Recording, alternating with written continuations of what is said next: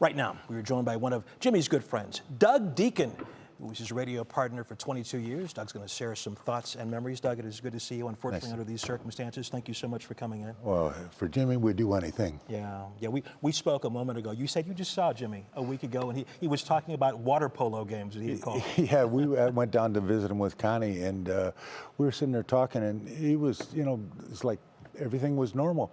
And that's the trooper he was. I mean, I often say, I played 14 years, and I think I'm a tough guy. He was tougher. Wow.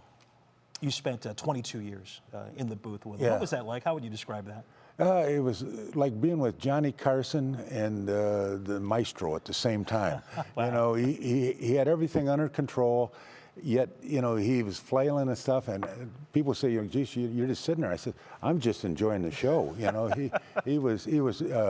We were very lucky to have him for, as long as we did, and you will never find anybody better. And seeing that video of you two in the booth, I heard you say once that you played 14 years in the NFL, yeah.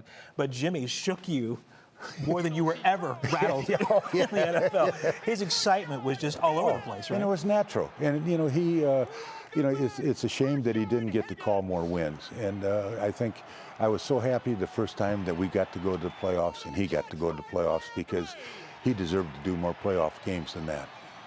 We talked about Jimmy as the professional.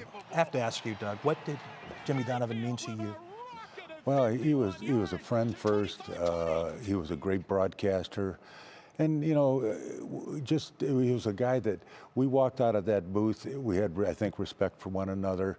And I know he carried me, for 20-some years. So you're always appreciative of those that, boost you up.